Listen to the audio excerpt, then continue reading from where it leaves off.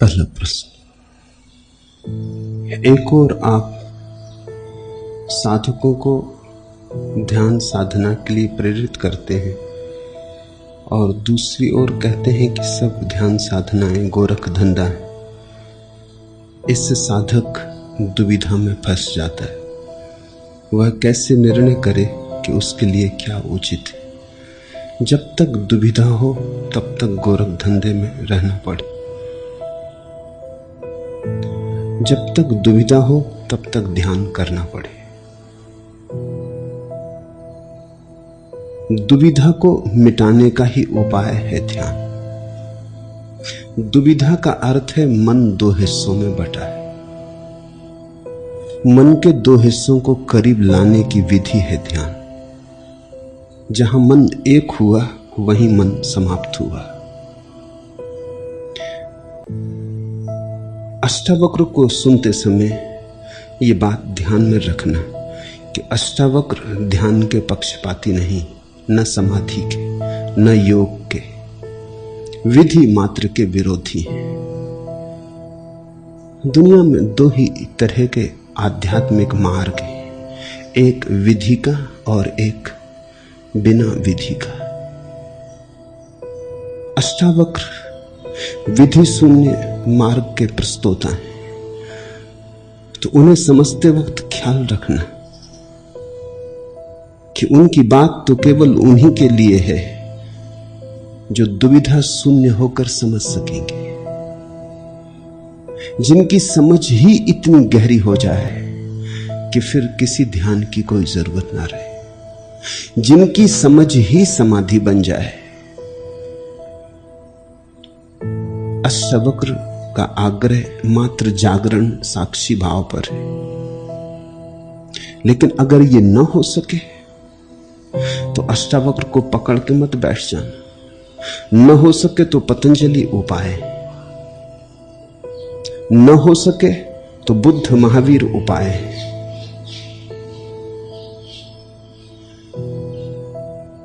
कृष्णमूर्ति यही कह रहे हैं वर्षों से जो अष्टावक्र ने कहा है। 40 वर्षों से निरंतर जो लोग उन्हें सुन रहे हैं वो इसी दुविधा में पड़ गए हैं। समझ में आया भी नहीं, समझ तो जगी नहीं और ध्यान भी छोड़ दिया।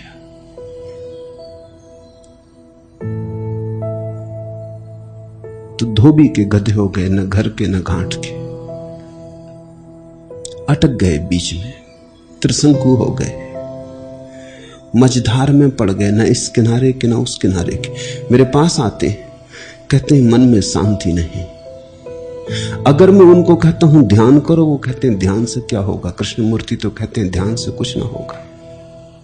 अगर कृष्णमूर्ति समझ में आ गए तो मन में अशांति कैसे बची। आए हो पूछने कि मन में अशांति है, क्या करें। अगर कृष्णमूर्ति समझ में आ गए तो अशांति बचनी नहीं चाहिए, क्योंकि कृष्णमूर्ति के पास तो समझ के अतिरिक्त और कोई उपाय नहीं। या तो समझ गए या नहीं समझे। समझ गए तो शांत हो गए, नहीं समझे तो बकवास में मत पड़ो, फिर कुछ और करो जो ना समझों के लिए है, फिर ध्यान करो। अहंकार बड़ा अद्भुत है। अहंकार ये भी मानने को तैयार नहीं कि मैं ना समझ, ध्यान तो ना समझों के लिए। मैं कोई ना समझ तो हूं नहीं जो ध्यान करूं, और इतने समझदार भी तुम नहीं हो कि बिना ध्यान किए पहुंच जाओ। तब तुम अड़चन में पड़ोगे, तब तुम्हारी बेचैनी बड़ी गहरी हो जाएगी, तुम टूटोगे, तुम खंड खंड हो जाओ। अष्टावक्र कहते हैं सब ध्यान सब विधियां व्यर्थ है, क्योंकि कर्म मात्र वहां नहीं पहुंचा सकता, वहां तो केवल होश पहुंचाता है। ध्यान भी करोगे तो कृत्य होगा, ध्यान भी करोगे तो कर्ता बन जाओगे। तो भोजन पकाओ कि बुहारी लगाओ कि दुकान चलाओ कि ध्यान करो, फर्क नहीं पड़ता, कुछ करते हो। अष्टावक्र ये कह रहे हैं कि तुम्हारा जो स्वभाव है वहां कर्म नहीं पहुंचता, वहां तो सत्ता मात्र है। वो जो बुहारी लगाना हो रहा है उसमें तुम नहीं हो। वो जो बुहारी लगाने को देख रहा है वही तुम हो। भोजन पकाते हो, भोजन पकाने में तुम नहीं हो।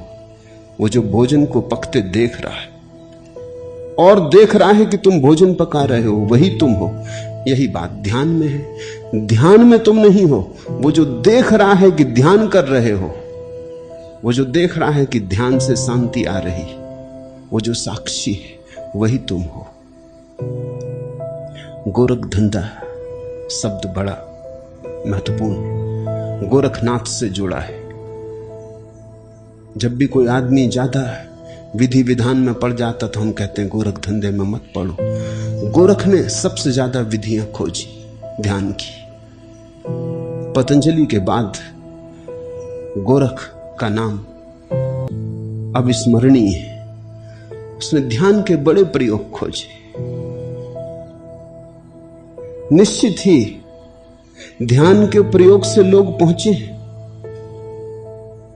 लेकिन ध्यान का प्रयोग उनके लिए है जिनके पास समझ अकेली पर्याप्त नहीं, परिपूरक है। जो कमी समझ में रह गई वो ध्यान पूरी कर देता है। ध्यान से कोई आत्मा को नहीं जानता, लेकिन ध्यान से तुम इतने शांत हो जाते हो कि उस शांति में साक्षी बनना सुगम हो जाएगा। जानोगे तो अष्टावक्र के मार्ग से ही। जैसे समझो कोई आदमी बुखार से ग्रस्त है, बीमार पड़ा है, सन्निपात चढ़ा है, और वो कहता है मैं समाधि को कैसे उपलब्ध हूं। तो हम क्या करेंगे? उसे समाधि की कोई विधि विधान बताएंगे? हम कहेंगे पहले बुखार ठीक हो जाने दो। वो पूछेगी क्या बुखार ठीक हो जाने से मुझे समाधि लग जाएगी? तो हम उसे समझाने को कहेंगे कि हाँ, बुखार ठीक हो जाने से समाधि लगने में सहायता मिलेगी, क्योंकि सन्निपात में कभी किसी की समाधि लगी हो ऐसा सुना नहीं। यद्यपि सन्निपात में जो नहीं हो उनको समाधि लग गई हो ऐसा भी नहीं, क्योंकि इतने लोग हैं जो सन्निपात में नहीं है, इनकी कोई समाधि नहीं लग गई है। लेकिन एक बात पक्की है कि सन्निपात वाले को तो कभी नहीं लगी है। जिसको भी लगी है एक बात निश्चित है कि वो सन्निपात में नहीं था। तो औषधि देख के हम बुखार से भरे आदमी का सन्निपात नीचे उतारते। जब सन्निपात नीचे उतर जाता तब उसे ध्यान की विधि देंगे। जब ध्यान की विधि उसके चित्त को शांत कर देगी तो साक्षी सुगम हो जाएगा। अंतिम घटना तो साक्षी की ही है। अंतिम समय में तो अष्टावक्र ही सही है, लेकिन तुम एकदम उस अंतिम घड़ी को पहुंच पाओगे? पहुंच जाओ तो शुभ, न पहुंच पाओ तो ध्यान करना ही होगा। पूछा है, एक और साधकों को ध्यान पद्धति के लिए कहते, दूसरी ओर सब ध्यान पद्धतियां गोरख धंधा है ऐसा कहते। इससे साधक दुविधा में फंस जाता है। वह कैसे निर्णय करे कि उसके लिए क्या उचित है? जब तक दुविधा रहे तब तक ध्यान उचित है। जब दुविधा मिट जाए और समझ प्रज्ञा का प्रकाश फैले और एक क्षण में घटना घट जाए, फिर तुम पूछोगे ही नहीं। फिर बात ही नहीं उठती पूछने की, घटना ही घट गई, तुम समाधि को उपलब्ध ही हो गए। तो फिर तुम पूछने थोड़ी आओगे कि अब ध्यान करूं कि ना करूं। जब तक पूछने आते हो तब तक तो ध्यान करना। अभी तुम जहां खड़े हो वहां से छलांग तुम ना लगा सकोगे। शायद ध्यान कर कर के मन थोड़ा शांत हो, सन्निपात थोड़ा कम हो, तो फिर छलांग लग सके। छलांग तो लगानी ही होगी कर्ता से साक्षी पर, इतना निश्चित है। आत्यंतिक अर्थों में अष्टावक्र का वक्तव्य पूर्ण सत्य है, लेकिन तुम जिस जगह खड़े हो वहां सत्य है या नहीं ये कहना कठिन है। छोटे बच्चे को स्कूल भेजते हैं तो सिखाते हैं गा गणेश का या गा गधे का। गा से ना तो गधे का कोई संबंध है ना गणेश का कोई संबंध है। और अगर बच्चा बहुत सीख ले कि गा गधे का, फिर जब भी गा को पढ़े तब ये मन में उसके दोहराए कि गा गधे का, तो वो कभी पढ़ नहीं पाएगा। वो गधा बीच बीच में आएगा। वो तो सिर्फ सहारा था, बच्चे को समझाने का उपाय था। बच्चा गधे को जानता है, गाय को नहीं जानता है। गधा देखा है, इसलिए बच्चों की किताब में बड़े बड़े चित्र बनाने पड़ते, क्योंकि चित्र बच्चा पहचान लेता है। बड़ा आम लटका है वो पहचान लेता है, गधा खड़ा है वो पहचान लेता है। गधे को पहचानने से गाय को पहचानने में सुविधा बन जाती, लेकिन एक दिन फिर भूल जाएगा गाय गधे का। गाय अपना, गाय क्यों गधे का हो, क्यों गणेश का हो। ध्यान तो उनके लिए है जिनके लिए अभी वो आत्यंतिक बात समझ में ना आ सकेगी। ये प्राथमिक है। अभी तो ध्यान भी समझ में आ जाए तो बहुत। अभी तो बहुत ऐसे हैं जिन्हें ध्यान भी समझ में नहीं आ सकेगा। अभी उनको प्राइमरी स्कूल में भी भर्ता करना उचित नहीं। अभी तो किंडरगार्टन में कहीं डालना पड़े। अभी तो ध्यान भी समझ में नहीं आएगा। जिसको ध्यान समझ में ना आए उसे हम कहते हैं पढ़ो, स्वाध्याय करो, मनन करो। जिसको मनन होने लगे, स्वाध्याय होने लगे, उससे कहते हैं ध्यान करो। जिसको ध्यान आ जाए फिर उसको कहते हैं कि अब छलांग लगा लो, अब कर्ता से साक्षी पर कूद जाओ। तब हम उससे कहते हैं करने से कुछ भी ना होगा। तो जिसको अष्टावक्र समझ में आ जाए वो तो ये प्रश्न पूछेगा नहीं।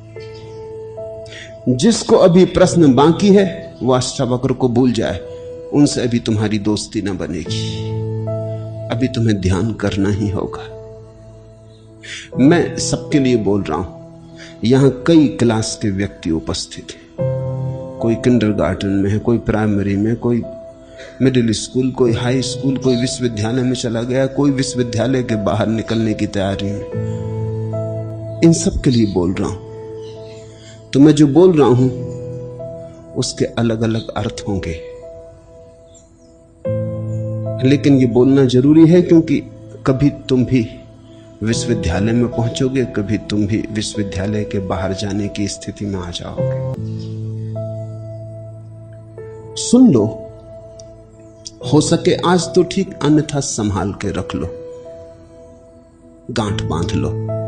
आज समझ नहीं आता, शायद कभी काम पड़े, पाथे हो जाएगा, यात्रा में काम पड़ेगा। बहुत सी बातें हैं जो आज समझ में नहीं भी आएंगी।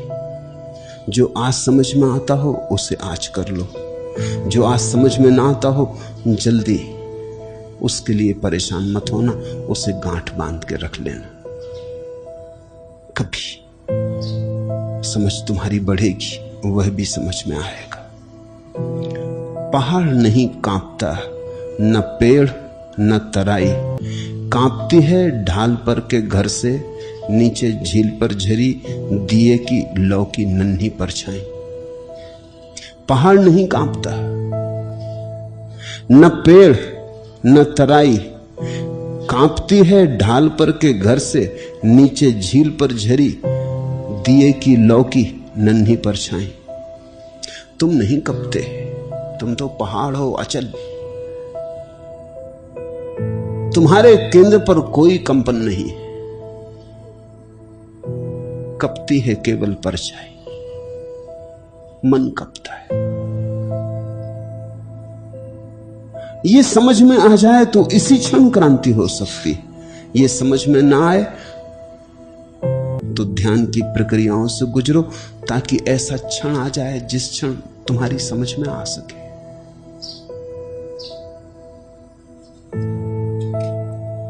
दूसरा प्रश्न, पूर्व में आप अपने प्रवचन के अंत में कहते थे, मैं आपके भीतर बैठे परमात्मा को प्रणाम करता हूं, मेरे प्रणाम स्वीकार करें। अब आप वैसा नहीं कहते।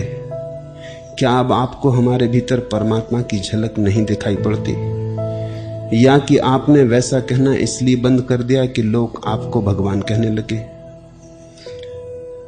प्रश्नकर्ता ने नाम नहीं लिखा है, वो कायरता का सबूत है। मैं साधारणतः उन प्रश्नों के उत्तर नहीं देता जिन पर आपने अपना नाम ना लिखा हो। क्योंकि जिसकी इतनी भी हिम्मत नहीं है कि सूचना दे सके कि ये मेरा प्रश्न है, किसका प्रश्न है, उसका प्रश्न इस योग्य नहीं कि उसका उत्तर दिया जाए। लेकिन प्रश्न महत्वपूर्ण है और बहुतों के मन में उठता होगा, इसलिए उत्तर देता हूं।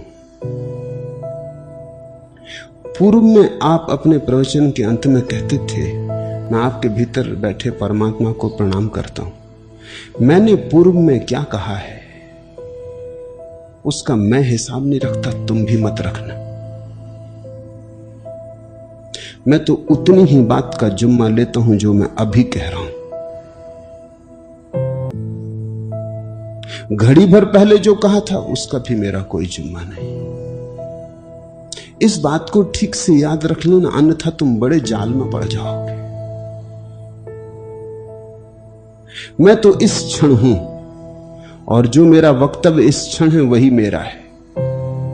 बाकी जो बीता सो बीता, जो गया सो गया, उसका हिसाब नहीं रखता हूं।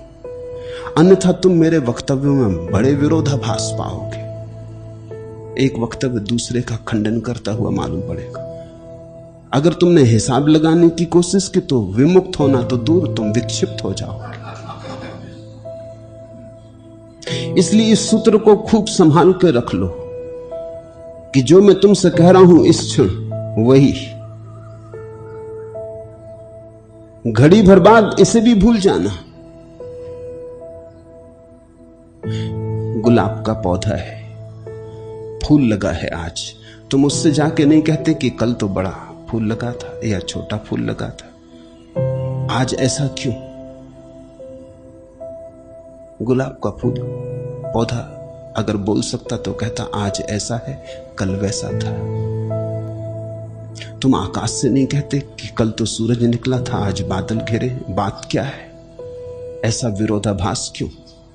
आकाश अगर कह सकता तो कहता कल वैसा था, आज ऐसा है।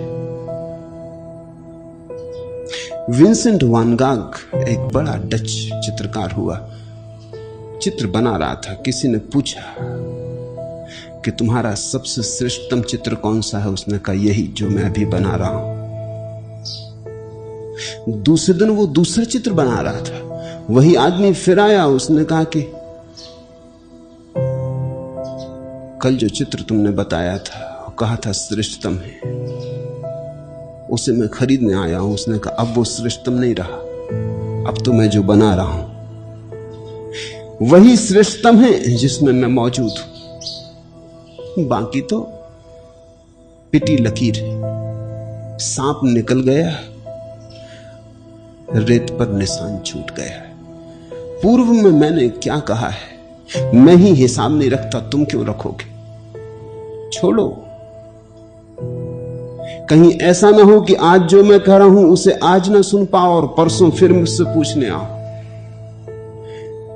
जिस मित्र ने यह पूछा है, जब मैं ऐसा कह रहा था तब उसने सुना नहीं होगा। अगर सुन लेता तो जीवन में क्रांति हो गई होती। अगर समझ लेता तो यह प्रश्न ना उठता। उस दिन चूके, अब भी मत चूक जाना। चूकने की आदत मत बना लेना। कुछ लोग चूकने की आदत बना लेते, वो पीछे का हिसाब रखते, मृत का, मुर्दों की गणना करते रहते। जो वक्तव्य मैं अभी दे रहा हूं वही जीवित है, ताजा ताजा और गर्म गर्म उसे अपने हृदय में ले लो। जब ठंडा और बासा हो जाए तब तुम उसे पचा ना पाओगे। जब ताजे और गर्म को ना पचा पाए तो ठंडे और बासे को कैसे पचाओगे। भूल के उसे खाना भी मत, अन्यथा बोझ बनेगा, पाचन को खराब करेगा, जीवन को विषाक्त कर सकता है। तो पहली तो बात, पूर्व में मैंने क्या कहा, पागल उसका हिसाब रखे, या जिनको पागल होना हो वो उसका हिसाब रखे।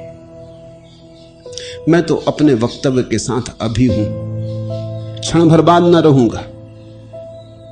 यह भी जो मैं कह रहा हूं हो सकता है कल इसका खंडन कर दूं, क्योंकि मैं कोई विचारक नहीं हूं। मैंने कोई विचार सरणी तय नहीं कर रखी है कि बस इस सरणी के अनुसार जीऊंगा। मैंने जीवन को पूरा का पूरा सरणी विहीन छोड़ा है। मेरे जीवन में कोई अनुशासन नहीं है, मात्र स्वतंत्रता है। इसलिए तुम मुझे बांध ना सकोगे। तुम मुझसे यह ना कह सकोगे कल कहा था, आज उससे विपरीत क्यों कह रहे हैं। मैं कहूंगा कल भी मैंने अपनी स्वतंत्रता से कहा था, आज भी अपनी स्वतंत्रता से कह रहा हूं। कल वैसा गीत गाने का मन था, आज ऐसा गीत गाने का मन है। और वही वही रोज रोज दोहराना उचित भी तो नहीं, उबाएगा।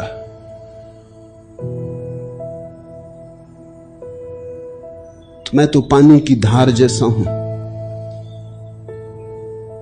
हेराक्लितु ने कहा है, एक ही नदी में दोबारा नहीं उतर सकते। मुझसे भी तुम्हारा दोबारा मिलना नहीं हो सकता। आज तुम जहां मुझे मिल रहे हो, कल मैं वहां नहीं रहूंगा। और जिन्हें मेरे साथ चलना है उन्हें प्रवाह सीखना पड़ेगा, नहीं तो तुम घसटोगे। मैं भागा जाता हूं नदी की धार की तरह, सागर की तरफ। तुम घसटते रहोगे, तुम पीछे का हिसाब करते रहोगे। मेरा कोई इतिहास नहीं है और इतिहास में मुझे कोई रुचि नहीं। प्रतिपल जीवन जो कहला दे कहता हूं, या अगर परमात्मा में भरोसा हो तो प्रतिपल परमात्मा जो कहला दे सो कहता हूं। ये प्रतिपल होने वाला संवेदन है, ये झरने जैसा है। ये किसी दार्शनिक की प्रणाली नहीं है। दार्शनिक जीता है एक ढांचे से, एक ढांचा तय कर लेता है, उसके विपरीत फिर कभी नहीं कहता, चाहे जीवन विपरीत हो जाए। वो आंख बंद रखता है, सब बदल जाए, लेकिन वो अपनी दोहराए चला जाता है। वो अपनी खिड़की दरवाजे बंद रखता है, कोई नई हवा, सूरज की नई किरण कहीं बदलने को मजबूर ना कर दे। वो आंख नहीं खोलता। दार्शनिक अंधे होते तो ही संगत हो पाते। अगर आंख है तुम्हारे पास और संवेदनशीलता जीवंत है, तो प्रतिपल तुम्हारा उत्तर भिन्न भिन्न होगा, क्योंकि प्रतिपल सब बदला जा रहा है। मैं इस बदलती हुई जीवन धारा के साथ, मुझे मेरे अतीत से कुछ लेना देना नहीं, वर्तमान ही सब कुछ है। इसलिए इस बहाने तुमसे यह कह दूं कि पूर्व में और भी बहुत बातें मैंने कही हैं, तुम उसकी चिंता मत करना।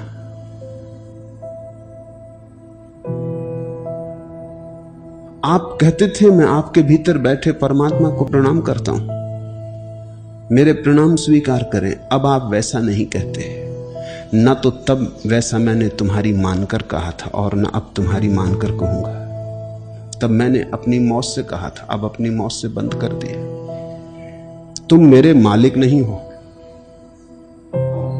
इस तरह के प्रश्नों में कहीं भीतर छिपी एक आकांक्षा होती, जैसे तुम मेरे मालिक हो। मैं वही कहता हूं जो मैं कहना चाहता हूं, तुम्हारी रत्ती भर चिंता नहीं। तुम हो कौन? तुम्हें प्रीति कर लगे मेरा गीत सुन लेना, तुम्हें प्रीति करना लगे तुम्हारे पास पैर है, तुम अपनी राह पकड़ लेना। मैं तुम्हारी आकांक्षाएं अभीप्साओं को तृप्त करने के लिए यहां नहीं हूं। मैं तुम्हारा गुलाम नहीं। साधारणता तुम जिनको महात्मा कहते हो वो तुम्हारे गुलाम होते हैं, वही तो अड़चन है मेरे साथ। तुम जैसा कहलवाते हो कहते, तुम जैसा चलवाते हो चलते, तुम जैसा बताते हो बस। ऊपर से दिखता है कि तुम महात्मा के पीछे चल रहे हो, गौर करो तो महात्मा तुम्हारे पीछे चल रहा है। इनको तुम महात्मा कहते हो जो तुम्हारे पीछे चलते। किस धोखे में पड़े हो?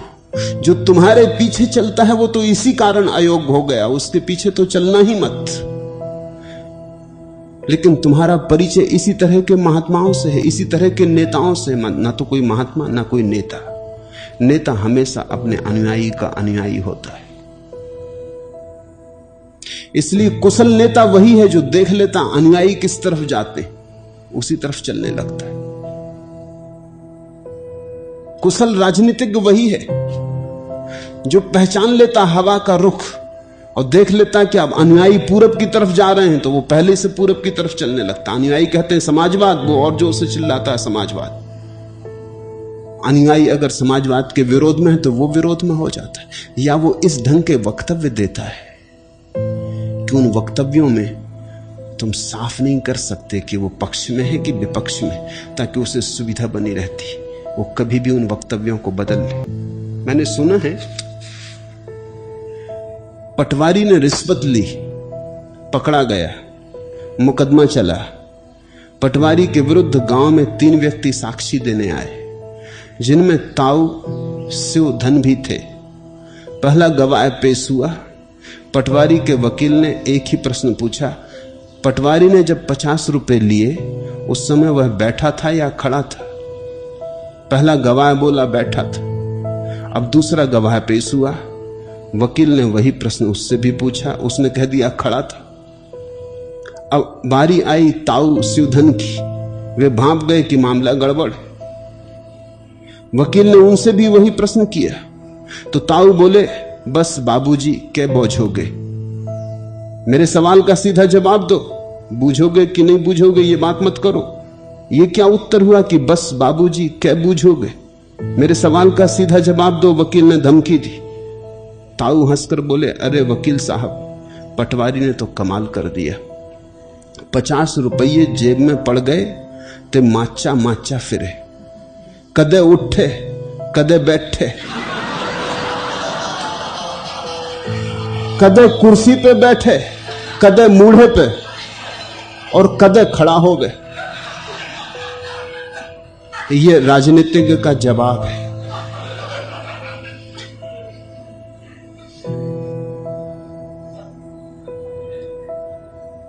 राजनीतिक चिंता करता तुम कहां जा रहे, क्योंकि सदा तुम्हारे आगे होना चाहता है। तुम जहां जा रहे वहीं भाग के आगे हो जाता है।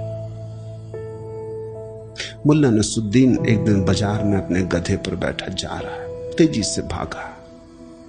किसी ने पूछा, नसरुद्दीन कहां जा रहा है? उसने कहा, मुझसे मत पूछो, गधे से पूछ लो। लोगों ने कहा, मतलब? नसरुद्दीन ने कहा, गधा ही है, पहले मैं इसके साथ बड़ी झंझट में पड़ जाता था, बीच बाजार में मैं इसे कहीं ले जाना चाहता हूं, ये कहीं जाना चाहता, फजीयत मेरी होती, ये तो गधा है। लोग हंसते, कह रहे अपने गधे को भी काबू में नहीं रख पाते। तब से मैंने तरकीब सीख ली कि बाजार में तो मैं इससे झंझट करते ही नहीं, ये जहां जाता है कम से कम बाजार में ये साख तो रहती कि मालिक मैं हूं, जहां जाता मैं वहीं चला जाता हूं। भीड़ भाड़ में मैं इसको रोकता ही नहीं, क्योंकि गधा गधा है, भीड़ भाड़ में और अकड़ जाता है। तो नेता तो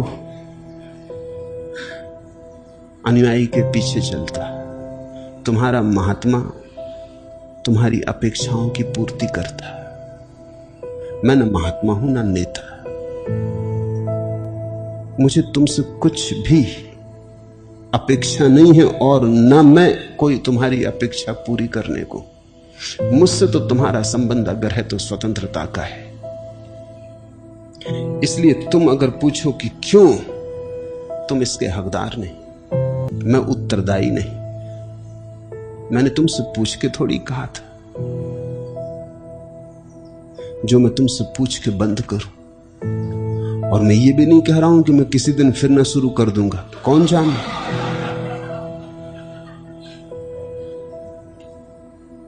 क्या अब आप हमारे भीतर परमात्मा की झलक नहीं देखते?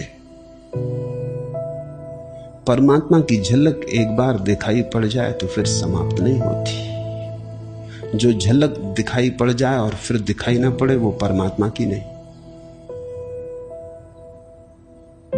परमात्मा कोई सपना थोड़ी है, अभी था अभी खो गया।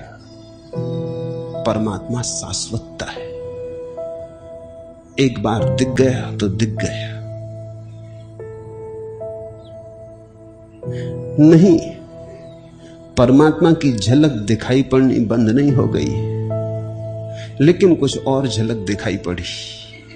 और वो झलक ये थी कि तुम्हें मैंने देखा कि तुम बड़े मस्त हो जाते थे जब मैं कहता तुम्हारे भीतर परमात्मा को प्रणाम करता हूं। तुम समझते कि तुम्हें प्रणाम कर रहा हूं, तुम भूल करते थे। मैं कहता था तुम्हारे भीतर बैठे परमात्मा को प्रणाम करता हूं। तुम समझते थे तुम्हें प्रणाम कर रहा हूं, तुम गदगद हो जाते थे। मेरे पास लोग आते थे, वो कहते थे कि जब आप ये कहते हैं कि तुम्हारे भीतर बैठे परमात्मा को प्रणाम करते तो बड़ा आनंद होता है। आनंद अहंकार की तृप्ति से होता होगा, क्योंकि तुम भली भांति जानते हो कि तुम परमात्मा नहीं हो। अगर तुम जानते ही होते कि तुम परमात्मा हो तो तुम यहां आते किस लिए? मैं जानता हूं कि तुम परमात्मा हो, तुम नहीं जानते कि तुम परमात्मा हो। मेरी तरफ से प्रणाम सच्चा था, तुम्हारी तरफ जाके गलत हो जाता था। तुम कुछ का कुछ समझ लेते थे। मैं तो परमात्मा को प्रणाम करता था, तुम समझते थे तुम्हारे चरणों में प्रणाम अर्पित है। तुम्हारे अहंकार को बड़ी तृप्ति मिलती थी। जिसने पूछा है उसकी भी अड़चन यही है, अब उसके अहंकार को तृप्ति नहीं मिल रही होगी। आदमी अपने ही हिसाब से समझता है। शहर में नौकरी कर रहे अपने लड़के का हालचाल देखने चौधरी गांव से आए। बड़े सवेरे पुत्र वधू ने पक्के गाने का अभ्यास शुरू किया। अत्यंत करुण स्वर में वह गा रही थी, पनियां भरन कैसे जाऊं, पनियां भरन कैसे जाऊं। शास्त्रीय संगीत तो शास्त्रीय संगीत, उसमें तो एक ही पंक्ति दोहराए चले जाओ, पनियां भरन कैसे जाऊं।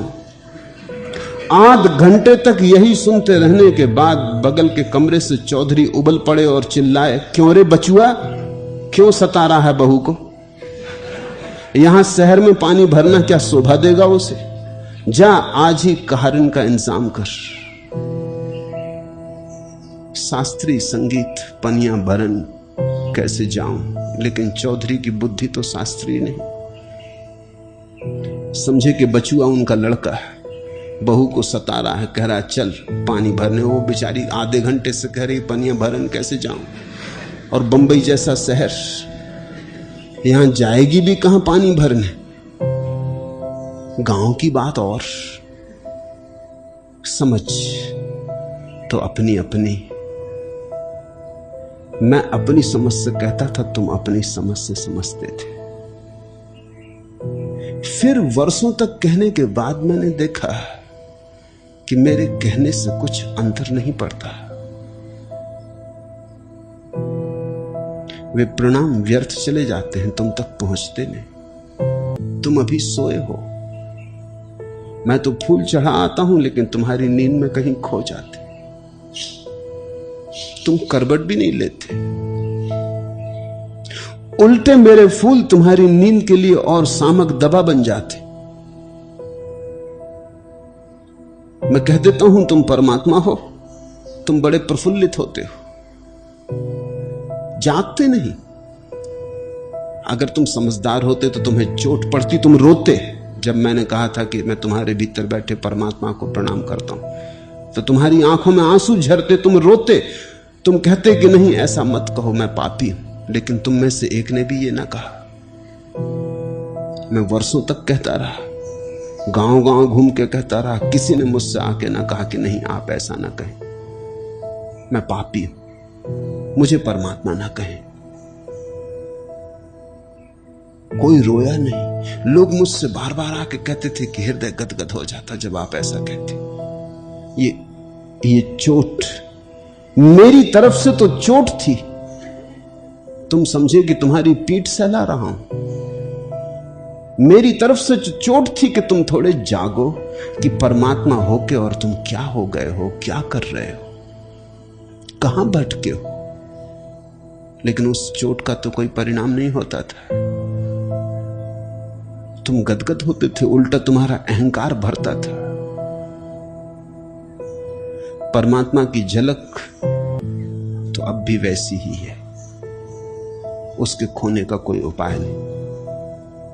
लेकिन देखा औषधि तुम पर काम नहीं करती, जहर बन जाती। रोक दी।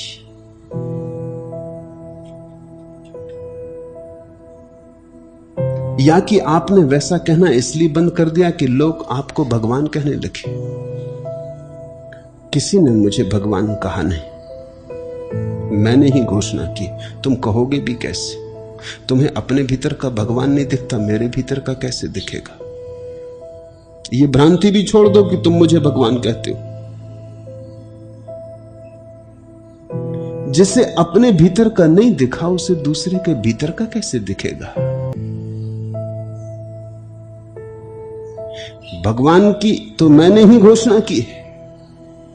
और ये ख्याल रखना, तुम्हें कभी किसी में नहीं दिखा। कृष्ण ने खुद घोषणा की, बुद्ध ने खुद घोषणा की। तुम्हारे कहने से थोड़ी बुद्ध भगवान है, तुम्हारे कहने से थोड़ी कृष्ण भगवान है। दूसरे के कहने से तो कोई भगवान हो भी कैसे सकता है? ये कोई दूसरों का निर्णय थोड़ी है, ये तो एकांत रूप से निज घोषणा है। ऐसा मेरा अनुभव है। इसमें तुम्हारे गवाही की जरूरत नहीं, तुम्हारे वोट की जरूरत नहीं कि तुम वोट दो कि यह आदमी भगवान है या नहीं। उसके लिए राष्ट्रपति और प्रधानमंत्रियों को तुम तय करो। भगवान तो एक स्वस्फुरण है, एक आत्म प्रतीति है। तुम्हें भी जब होगी तो तुम्हें ही होगी, किसी के कहने से थोड़ी तुम भगवान हो जाओगे। अंधे जिनको अपना ही पता नहीं वो अगर तुम्हें भगवान भी कहें तो इससे थोड़ी तुम भगवान हो जाओगे। उनकी समझ उतनी ही होगी जितनी उनकी समझ है। एक दिन पत्नी मुल्ला नसरुद्दीन पर बहुत नाराज हो गई। नाराज होकर उसके ऊपर झपटी तो मुल्ला भागकर खाट के नीचे घुस गया। पत्नी चीखकर बोली, कायर निकल बाहर। मुल्ला ने कहा, क्यों निकलूं बाहर? मैं इस घर का स्वामी हूं, मेरी जहां मर्जी होगी वहीं बैठूंगा।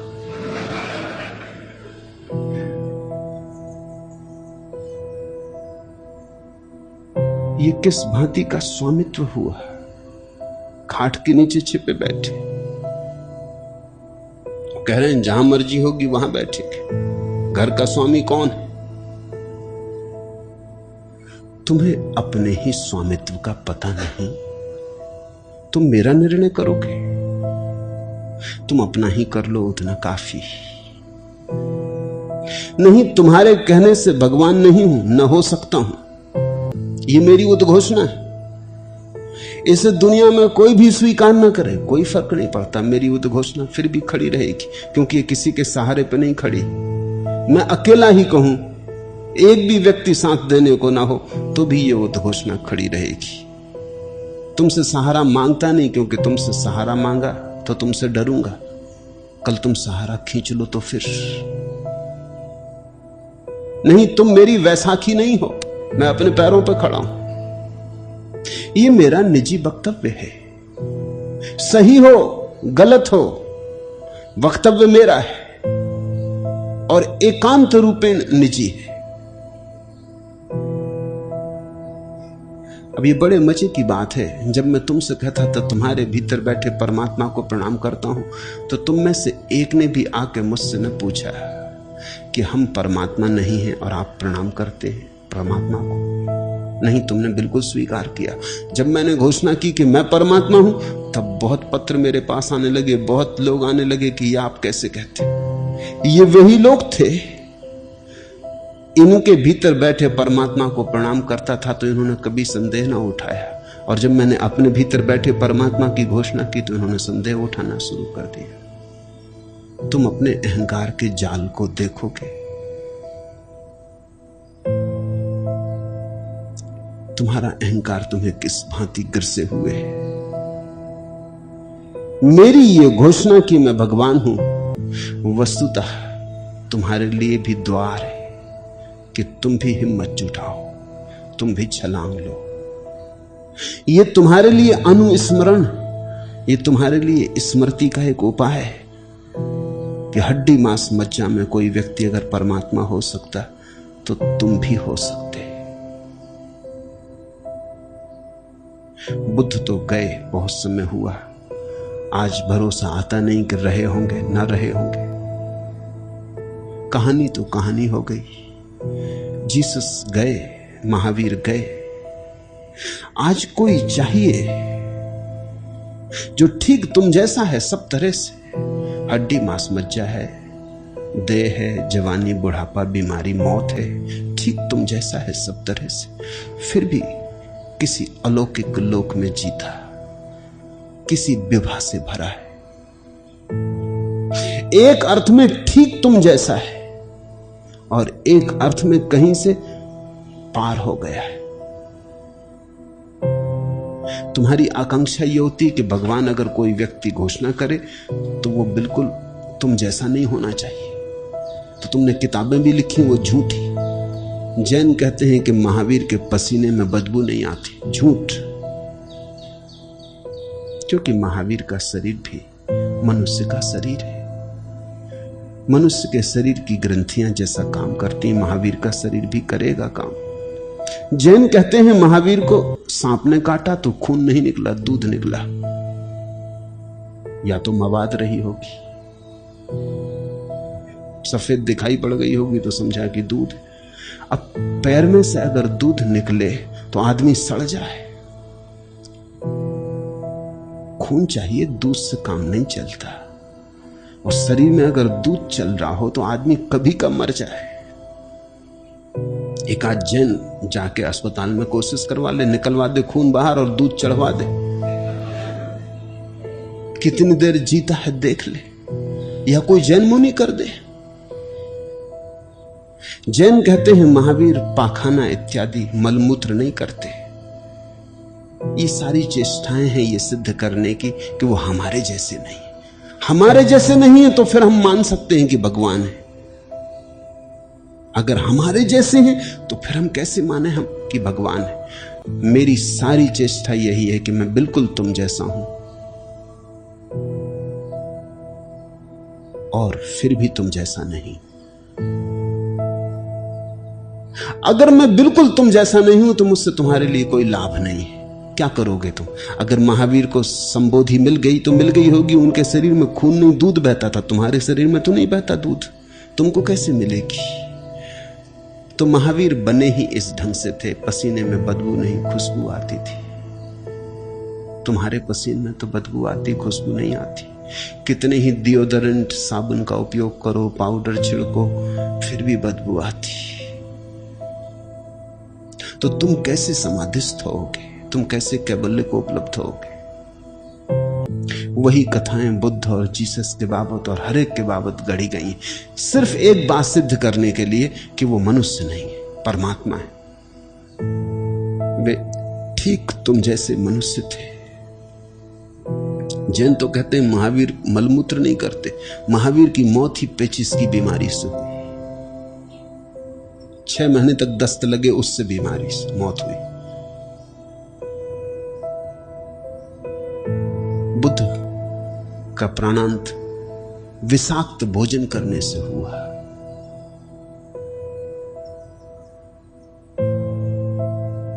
कृष्ण पैर में तीर लगने से मरे।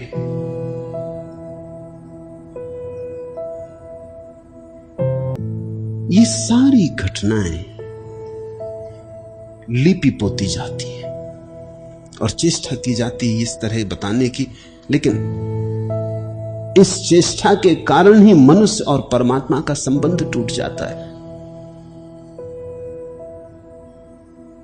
संबंध तो तभी हो सकता है जब परमात्मा कुछ तुम जैसा हो और कुछ तुम जैसा नहीं, तो संबंध जुड़ सकता है, तो सेतु बन सकता है। एक हाथ से मैं तुम्हारा हाथ पकड़ सकता हूं, वो तुम्हारे जैसा है, और दूसरे हाथ से तुम्हें एक यात्रा पर ले जा सकता हूं, वो हाथ परमात्मा का है। एक हाथ तुम्हारे हाथ में दे सकता हूं, एक हाथ परमात्मा के हाथ में दिया है। यही सद्गुरु का अर्थ है। अगर सद्गुरु बिल्कुल परमात्मा जैसा हो तो संबंध टूट जाएगा। अगर बिल्कुल मनुष्य जैसा हो तो किसी काम का नहीं। सद्गुरु सेतु होना चाहिए। एक हिस्सा पुल का इस किनारे पर टिका हो और एक हिस्सा पुल का उस किनारे पर टिका हो, तो ही सद्गुरु तुम्हें पार ले जा सकेगा। मेरी ये घोषणा कि मैं भगवान हूं तुम्हारे लिए सिर्फ जागने का एक मौका है। तुम्हें भगवान कहा था जगाने के लिए, वो काम ना आई तरकीब। अब अपने को भगवान कह रहा हूं, वो भी तुम्हें जगाने के लिए।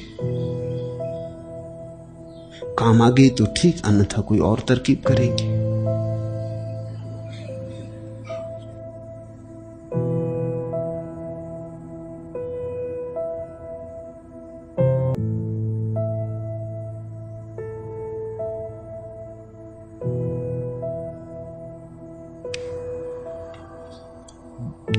तीसरा प्रश्न, आप तो जनक के गवाह हैं, क्या सच्ची आत्मोपलब्धि पर यह भाव होता है, अहो अहम नमो मह्यम?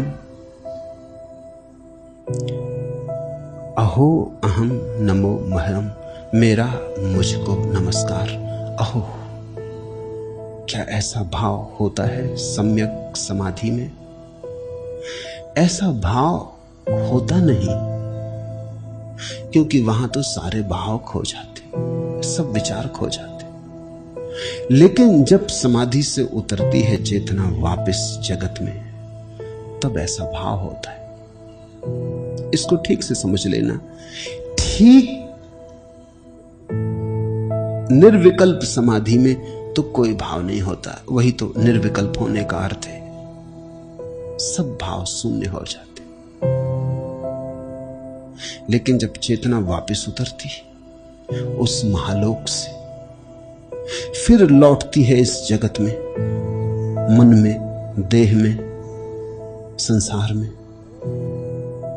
और जब चेतना चेष्टा करती है अभिव्यक्त करने का कि क्या हुआ, उस महालोक में क्या घटा, कौन सी प्रतीति हुई, कौन सा स्वाद मिला, तब ऐसा भाव जरूर होता है, अहो अहम नमो मह्यम। तब ऐसा भाव होता है कि धन्य हूं मैं, मेरे ही भीतर परमात्मा विराजमान है, मैं अपने ही चरण लगूं, ऐसा भाव होता है। ये वचन बहुत अनूठा है। जनक का ये वचन अद्भुत है।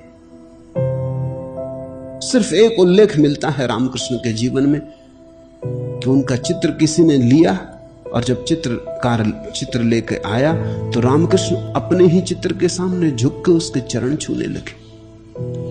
शिष्य तो समझे कि दिमाग इनका खराब हुआ, अब यह हद हो गई, ये भी पागलपन की हद है। किसी ने कहा भी कि परमहंसदेव आप ये क्या कर रहे हैं, अपने ही चित्र का पूजन कर रहे हैं, नमन कर रहे हैं अपने ही चित्र को। रामकृष्ण का भली याद दिलाई, मैं तो भूल ही गया, ये तो समाधि का चित्र है, ये तो किसी भाव दशा का चित्र है, मुझसे क्या लेना देना। ये तो मैं अपनी समाधि को नमस्कार कर रहा हूं। समाधि मेरी तेरी थोड़ी होती, अपनी तुम्हारी थोड़ी होती। समाधि तो समाधि है, समाधि को तो नमन करना होता है। तो जब सिद्ध उतरता है वापस जगत में और खबर देता है, तब ऐसे भाव पैदा होते। ये भाव समाधि में पैदा नहीं होते, लेकिन समाधि को बांटना पड़ता है। समाधि अगर बटे ना तो समाधि नहीं। महावीर 12 वर्ष तक मौन में रहे, फिर जिस दिन घटी घटना भागे नगर की तरफ, जो छोड़ आए थे वहीं भागे भीड़ की तरफ, जिससे पीठ मोड़ दी थी उसी तरफ गए, जहां से विमुख हो गए थे फिर वहां लौटे। अब घटना घट गई थी, अब बांटना था। फूल खिल गए थे, अब सुगंध फैलनी थी। सोचता था मैंने जो नहीं कहा वह मेरा अपना रहा, रहस्य रहा। अपनी इस निधि, अपने संयम पर मैंने बार बार अभिमान किया, पर हार की तक्षणधार है साल रही। मेरा रहस्य उतना ही रक्षित है, उतना भर मेरा रहा कि जितना किसी आरक्षित क्षण में तुमने मुझसे कहला लिया। जो औचक कहा गया वह बचा रहा, जो जतन संजोया चला गया। यह क्या मैं तुमसे या जीवन से या अपने से चला गया? जो औचक कहा गया वह बचा रहा, जो जतन संजोया चला गया। इस जीवन में जो तुम बचाओगे वो खो जाएगा, जो तुम बांट दोगे वो बच जाएगा। ऐसा अनूठा नियम, जो दोगे वही तुम्हारा रहेगा, जो संभाल के रख लोगे, छिपा लोगे, सड़ जाएगा, कभी तुम्हारा ना रहेगा। इसलिए समाधि तो परम धन है। जब फलता है तो बांटना पड़ता है। समाधि वही जो बटे, न बटे तो झूठ, कहीं कुछ भूल हो गई, कहीं कुछ नासमझी हो गई, कहीं कुछ का कुछ समझ बैठे। जब बादल जल से भरा हो तो बरसेगा, तो तृप्त कंठ पृथ्वी का होगा उसकी वर्षा से। जब दिया जलेगा तो रोशनी बिखरेगी। जब भी समाधि लगती किसी के जीवन में फूल खिलता तो बटता। सारे शास्त्र ऐसे ही जन्मे। शास्त्र का जन्म समाधि के बटने के कारण होता। शास्त्र और किताब का यही फर्क है। किताब आदमी लिखता, चेष्टा करता। शास्त्र समाधि से सहज निकसित होता। कोई चेष्टा नहीं, कोई प्रयास नहीं। समाधि अपने आप शास्त्र बन जाती। समाधि से निकले उपनिषद, निकले वेद, निकला कुरान, निकली बाइबल, निकला धम्मपद। ये समाधि के क्षण से बटे। समाधि का अर्थ है तुमने पा लिया।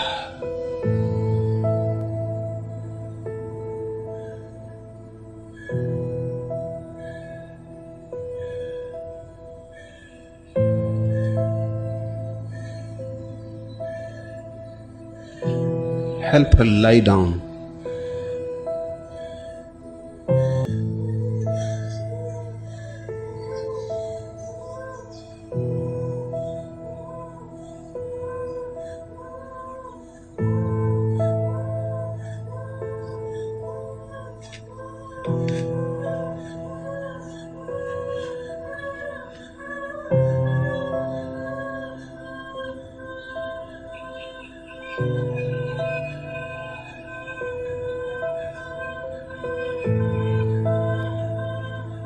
Now be silent. Keep silent.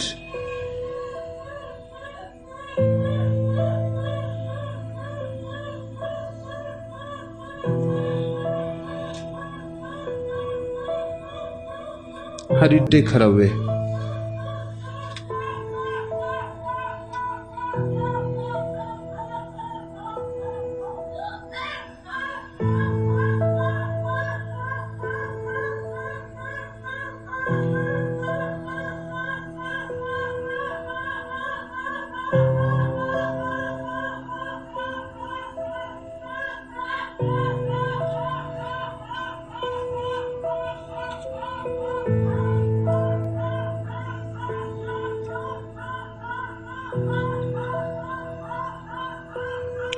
समाधि बटना चाहती, बटती, फिर भी जो कहना है अनकहा रह जाता है।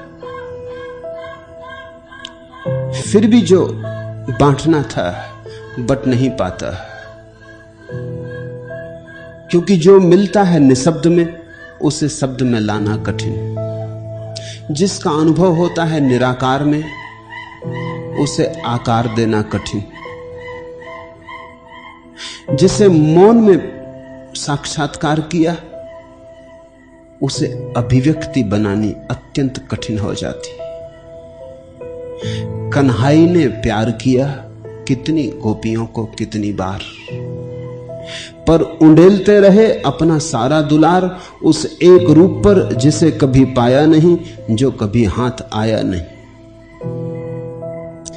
कभी किसी प्रेसी में उसी को पा लिया होता तो दोबारा किसी को प्यार क्यों किया होता। कवि ने गीत लिखे नए नए बार बार, पर उसी एक विषय को देता रहा विस्तार, जिसे कभी पूरा पकड़ पाया नहीं, जो कभी किसी गीत में समाया नहीं। किसी एक गीत में वह अट गया दिखता तो कभी दूसरा गीत ही क्यों लिखता। बुद्ध 40-42 वर्षों तक बोलते रहे, प्रतिदिन सुबह सांझ। महावीर 40 वर्षों तक समझाते रहे, घूमते रहे। कुछ था जो कहना था, कहने की कोशिश की, भरसक अथक कोशिश की, फिर भी पाया कि पूरा अट नहीं पाता, कुछ छूट जाता, कुछ पीछे रह जाता। रविंद्रनाथ ने मरते वक्त कहा कि हे प्रभु, तू समय के पहले उठा ले रहा है। अभी तो मैं अपना साज बिठा पाया था, अभी गीत गाया कहां था? 6000 गीत वो गा चुके थे, अभी केवल साज बिठाया था। अभी तो ये तबला ठोंक ठाक के ठीक किया था, वीणा के तार कसे थे, और तू उठा लिया, उठाने लगा। अभी असली गीत तो अनगाया रह गया है। मैंने सुना है एक वायसराय लखनऊ के एक नवाब के घर मेहमान था। नवाब ने शास्त्रीय संगीत का आयोजन किया। संगीतज्ञ आए, जैसे शास्त्रीय संगीतकों की आदत होती, तबला ठोंकने लगे, बीना कसने लगे। जब तक वो इंतजाम कर रहे थे, साथ सामान बिठा रहे थे, नवाब ने वायसराय से पूछा, आपको कैसा संगीत प्रिय है? वायसराय ने सौजन्यता बस सोच के कि यही संगीत हो रहा है अब इसमें, उसने कहा यही संगीत प्रिय। उसे कुछ पता भी नहीं था कि संगीत में अब उत्तर क्या दे। उसने कहा यही संगीत प्रिय है। नवाब ने कहा तो फिर यही चलने दो। 3 घंटे तक यही चला, तबला कसा जा रहा, वीणा कसी जा रही, और वायसराय सौजन्यता बस सुन रहा है, और नवाब अपना सिर ठोंक रहा है कि अब क्या करो, इसको यही पसंद है तो यही चलने दो। रविन्द्रनाथ ने कहा अभी तो मैं अपना साज सामान बिठा पाया था और तू मुझे वापस बुलाने लगा। गीत गाने की कोशिश की थी, अभी गीत गाया कहां? कोई महाकवि कभी नहीं गा पाया, कोई महापुरुष कभी नहीं कह पाया जो कहना था। कुछ न कुछ छूट जाता, कुछ न कुछ बात अधूरी रह जाती। कारण है, कारण ऐसा है कि जो मिलता है वो तो मिलता है आत्मा के लोक में, फिर उसे मन में लाना बड़ा कठिन हो जाता। मन बड़ा छोटा है, आत्मा है आकाश जैसी, मन है तुम्हारे घर के आंगन जैसा। इसमें इस विराट आकाश को भर लेना कठिन, असंभव। फिर जो मन में भी थोड़ा बहुत आ जाता उसको शरीर से बोलना है, फिर और अड़चन आ गई, फिर और क्षुद्र में प्रवेश करना है। नहीं, ये हो नहीं पाता। थोड़ी बहुत बूंदें आ जाती हों, बरस जाती हों तुम पर तो बहुत, सागर तो घुमड़ता रह जाता है। लेकिन थोड़ी सी बूंदें भी काफी हैं सागर का स्मरण दिलाने को। थोड़ी सी बूंदें भी पर्याप्त है बोध के लिए। इशारा तो मिल जाता। सूरज की एक किरण तुम पकड़ लो तो सूरज की राह तो मिल जाती, उसी किरण के सहारे तुम सूरज तक पहुंच सकते हो। भाव तो तभी उठते हैं जब उन्हें प्रकट करने का सवाल आता है। अनुभूति के क्षण में न कोई विचार है, न कोई भाव।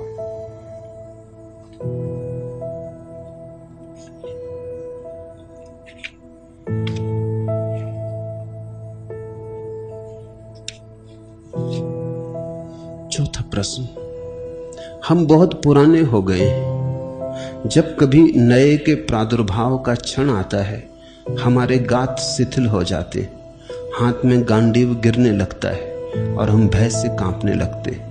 हम चाहते तो हैं कि नए का जन्म हो, लेकिन भय का अंधकार हमें घेर लेता और हम किम कर्तव्य विमूढ़ हो जाते। कृपा पूर्वक समझाएं कि नए के स्वागत के लिए कैसी चित्त दशा चाहिए और कैसी दृष्टि। पहली तो बात, पुराने से तुम अभी उबे नहीं हो, कहीं कुछ रस लगाव बाकी रह गया, कहीं कुछ गठबंधन बाकी रह गया। तो पहली तो बात यह है कि पुराने को ठीक से देख लो ताकि पुराने से संबंध छूट जाए।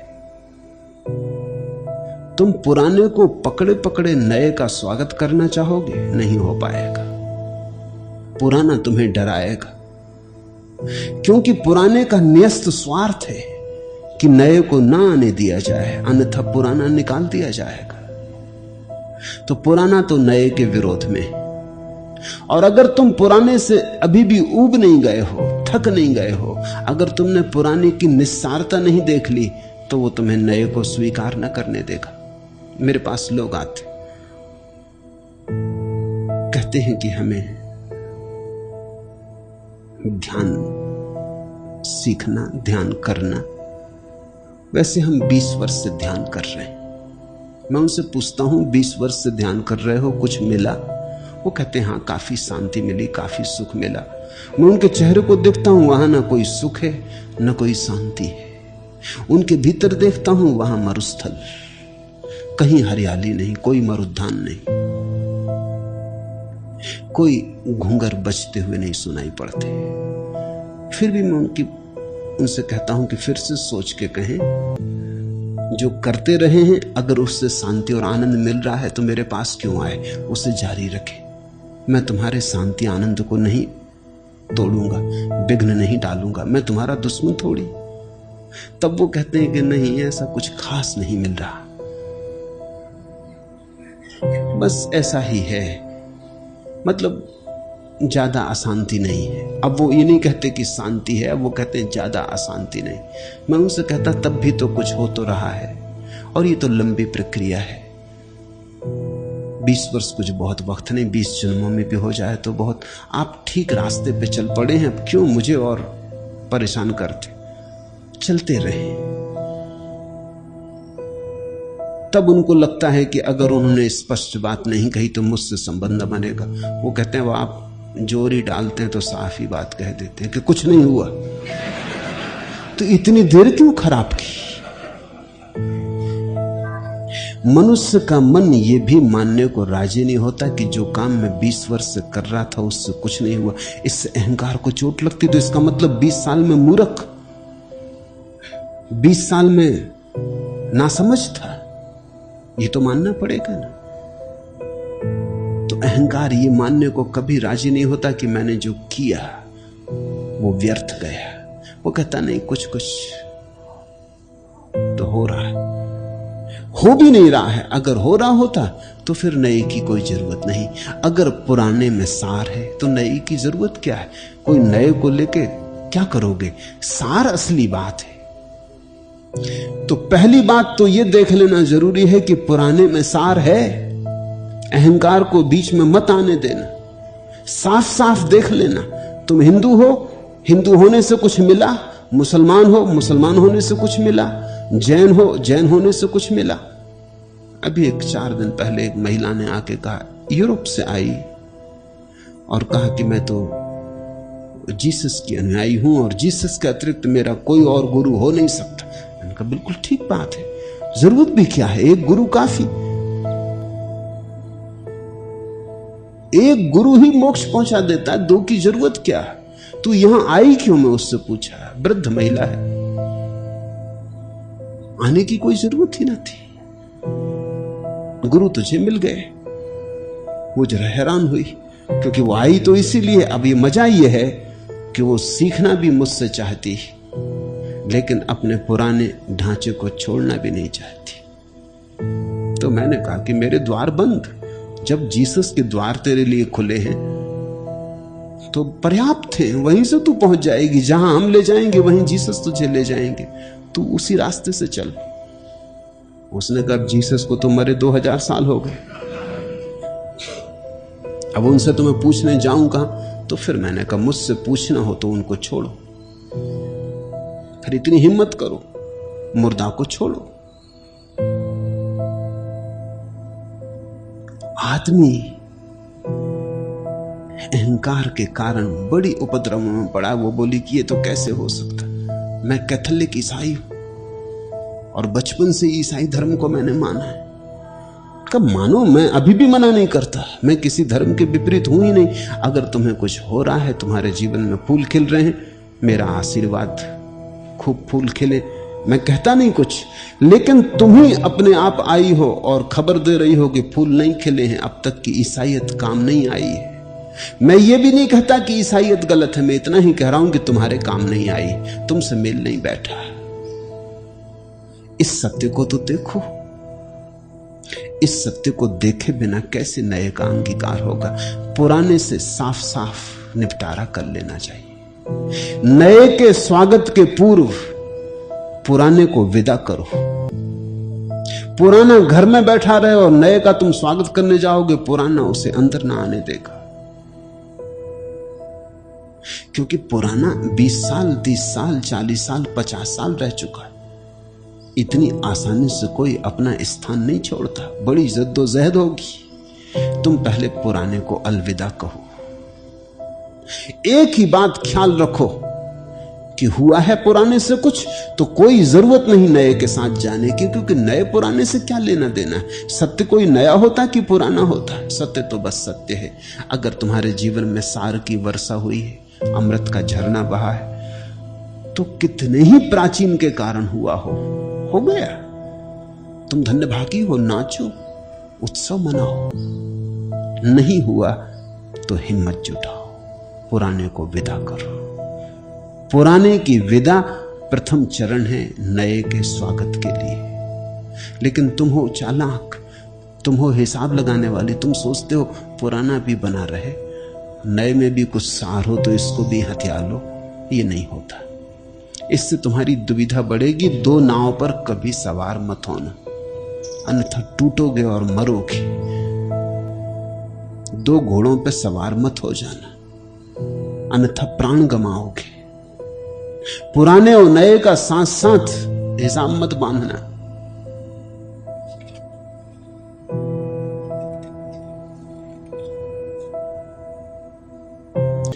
मंत्र धुंधाए हवन के, दर्द अकुराए चमन के, बोल सांसों को मले वातास दूं लाकर कहां से। देख चारों ओर फैले सर्प छितजों पर विसैले, बोल पंखों को खुला आकाश दूं लाकर कहां से। नाम लहरों ने मिटाए सब घरों दे खुद ढहाए, बोल सपनों को नए रनवास दूं लाकर कहां से। पुराने को गौर से तो देखो, कुछ भी नहीं है वहां, राख है, सपने ही, और वे भी खंडित।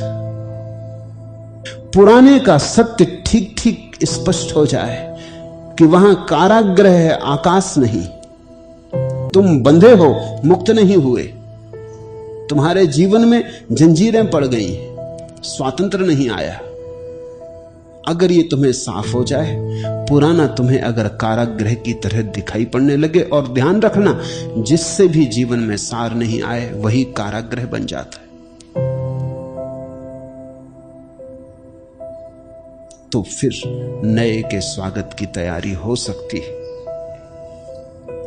नए के स्वागत की तैयारी तभी हो सकती है जब तुम्हें दिखाई पड़ने लगे कि अब तक जिन मार्गों को मानकर चला उनसे पहुंचा नहीं, सिर्फ भटका। कोल्हू के बैल की तरह लोग हो गए। मैंने सुना है एक तर्कशास्त्री एक तेली के घर तेल लेने गया। वो बड़ा हैरान हुआ, तर्कशास्त्री था। उसने देखा कि तेली तेल बेच रहा है, उसकी ठीक पीठ के पीछे कोल्हू चल रहा है, कोई चला नहीं रहा, बैल खुद ही चल रहा है। वो बहुत हैरान हुआ। उसने कहा कि तेली भाई, ये मुझे बड़े विस्मय में डालती बात, क्योंकि बैल तो मारे मारे नहीं चलते, ये तुम धार्मिक बैल कहां से पा गए? ये तो सतयुग में हुई करती थी बातें, ये कलयुग चल रहा है, और ये सतयुगी बैल तुम्हें कहां से मिल गए? ये अपने आप चल रहा है, न कोई कोड़ा फटकारता, न कोई पीछे मारता। उस तेली ने कहा कि ये अपने आप नहीं चल रहा है, चलाया जा रहा है, इसके पीछे तरकीब। आदमी की बुद्धि क्या नहीं कर सकती। उस तर्कशास्त्री ने कहा कि मैं जरा तर्क का विद्यार्थी हूं, मुझे तुम समझाओगे क्या मामला है? तो उसने कहा, देखते हैं। बैल के गले में घंटी बांध दी, बैल चलता रहता है, घंटी बजती रहती, तो मुझे घंटी सुनाई पड़ती रहती। जब तक बैल चलता घंटी बजती रहती। जैसे ही घंटी रुकी कि मैं उठा और मैंने बैल को लगाई चोट। तो बैल को ये कभी पता ही नहीं चलता कि पीछे मालिक नहीं है, इसमें देर नहीं होती, घंटी बजी कि मैंने कोड़ा मारा, तो बैल चलता रहता है, घंटी बजती रहती है।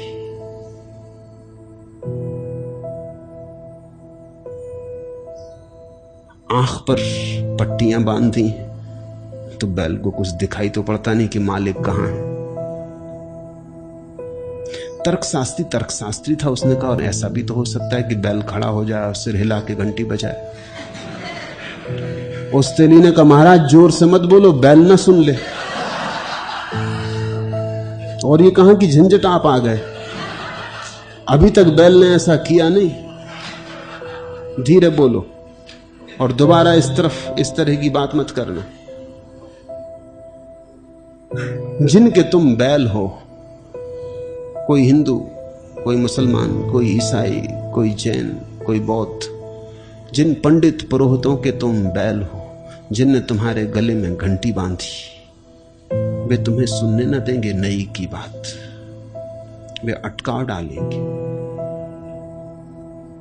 उन्होंने तुम्हारे आंख पे पट्टियां बांधी, उन्होंने सब भांति इस तरह इंतजाम किया है कि तुम अंधे की तरह जियो और अंधे की तरह मर जाओ। अगर तुम्हें यह सत्य दिखाई पड़ गया तो ही नए का स्वागत संभव है। सच नए और पुराने का कोई संघर्ष नहीं, सत्य और असत्य का संघर्ष है। असत्य अगर तुम्हारे जीवन में साफ साफ दिखाई पड़ गया कि असत्य है, तो फिर तुम सत्य के लिए द्वार खोलकर बाहें फैलाकर आलिंगन करने को तत्पर हो जाओगे। हां, बहुत दिन हो गए घर छोड़े, अच्छा था मन का अवसन्न रहना, भीतर भीतर जलना, किसी से न कहना, पर अब बहुत ठुकरा लिए पराई गलियों के अनजान रोड़े, नहीं जानता कब कौन संयोग उमग भटते पग फिर इधर मोड़े या न मोड़े, पर हां मानता हूं कि जब तक पहचानता हूं कि बहुत दिन हो गए घर छोड़े। अगर तुम्हें इतनी स्मृति आने लगे कि घर छोड़े बहुत दिन हो गए, भटक लिए बहुत, चल लिए बहुत, घर मिलता नहीं, तो शायद नए स्वर, सत्य का नया रूपांतरण तुम्हारे लिए आकर्षण बन जाए। स्वभावतः पुराने के साथ सुविधा है, क्योंकि पुराने के साथ भीड़ है। नए के साथ सुविधा नहीं है, क्योंकि नए के साथ भीड़ कभी नहीं होती। जब बुद्ध थे तो भीड़ उनके साथ ना थी, अब भीड़ उनके साथ है। अभी मैं हूं तो भीड़ मेरे साथ नहीं है। 2000 साल बाद तुम आना और देखना, भीड़ तुम मेरे साथ पाओगे, लेकिन तब वो बेकार होगी, तब मैं पुराना हो चुका हूंगा। तब 2000 साल में मेरी बातों पर खूब धूल जम चुकी होगी और पंडित पुजारियों ने उसके सब अर्थ विकृत कर दिए होंगे। तब तुम भीड़ को पाओगे, लेकिन तब किसी अर्थ की न रह जाएगी। सत्य को बार बार नया नया आना पड़ता है, क्योंकि पंडित पुजारी उसको सदा व्यर्थ कर देते हैं, खराब कर देते हैं। सत्य जब भी आता है तो कुछ लोग उसके दावेदार हो जाते और उस दावे का लाभ उठाने लगते। ये सौभाग्य, ये होता रहा, ऐसा होता रहेगा, इसे बदलने का कोई उपाय नहीं। तुम ही समझ लो, बस इतना काफी है। पुराने के साथ भीड़ है, पुराने के साथ साख है। अब मेरी बात तो नई है। अगर तुम वेद की बात मानोगे तो 5000 साल पुरानी, और अगर तुम वेद के पंडित से मानो तो वो कहता 90,000 साल पुरानी। इसलिए सभी धर्म गुरु अपने धर्म को बहुत पुराना सिद्ध करने की कोशिश करते हैं, क्योंकि जितनी पुरानी दुकान उतनी पुरानी साख। और जब इतने दिन तक दुकान चलती रही तो कुछ होगा, माल मता कुछ होगा, नहीं तो कैसे चलती? कोई ऐसे कोरे दुकान चलती बिना बेच कहीं कुछ। इसलिए हर धर्म सिद्ध करता है कि हमारी दुकान पुरानी। जैन कहते हैं कि हमारा धर्म हिंदुओं से भी ज्यादा पुराना। वो भी प्रमाण जुटाते हैं कि ऋग्वेद में उनके प्रथम तीर्थंकर का नाम है आदिनाथ का, ऋषभदेव का नाम है। निश्चित है कि ऋग्वेद ऋषभदेव से पुराना नहीं, एक बात तो पक्की हो गई। और नाम बड़े आदर से लिया गया है। तो जैन कहते हैं कि इतना आदर समसामयिक व्यक्ति के प्रति होता ही नहीं। इतने आदर से तो नाम तभी लिया जाता है जब ऋषभदेव को 1000-2000 साल बीत गए हों। आदमी ऐसे मरे मराए हैं कि मरों को ही पूजते होना चाहिए। ऋग्वेद में उल्लेख है तो ऋषभदेव का नाम 3000 साल पुराना कम से कम होना चाहिए, तब कहीं इतना आदर लोग कर पाते हैं। जिंदा का कहीं कोई आदर करता है? जिंदा से तो लोग डरते हैं, जिंदा से लोग बचते, आदर की बात दूर, निंदा करते, विरोध करते। हाँ, समय बीत जाता तब पूजा शुरू हो जाती।